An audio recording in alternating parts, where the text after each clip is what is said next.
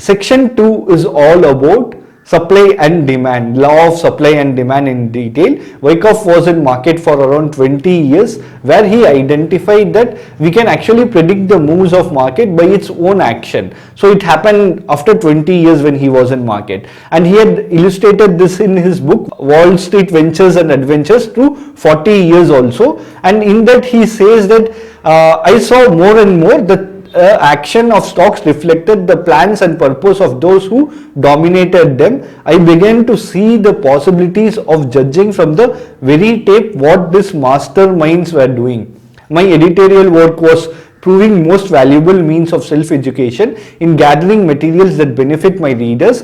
I was actively searching out for the stuff that would aid me personally. While my subscribers were given the best of what I collected, there was much in material discarded which helped to build up what I might call a code of enlightenment procedure for use in this greatest of the world's game.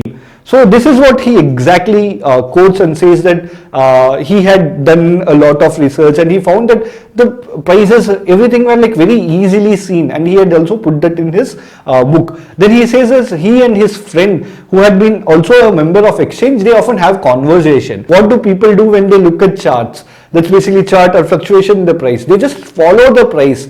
But the ideal thing to be do is to make a clear judgment. That's basically what can the price do. Just following it and having a pure judgment is completely two different things, and that is what we need to cultivate, is what Wyckoff is saying here. Then he is saying that all the advances, everything which is happening in market is basically, if there is a lot of buyers, price goes up. If there is a lot of sellers, price comes down. This very essence of this is because of the law of supply and demand. He says that at times there are ways where the price like there is no buyers or sellers active. At that time we really don't get the momentum, or the waves will not be strong, and we need to identify this so that we are out of the market, and this is very, very essential. By saying this, he says that everything in this market is based on the law of supply and demand.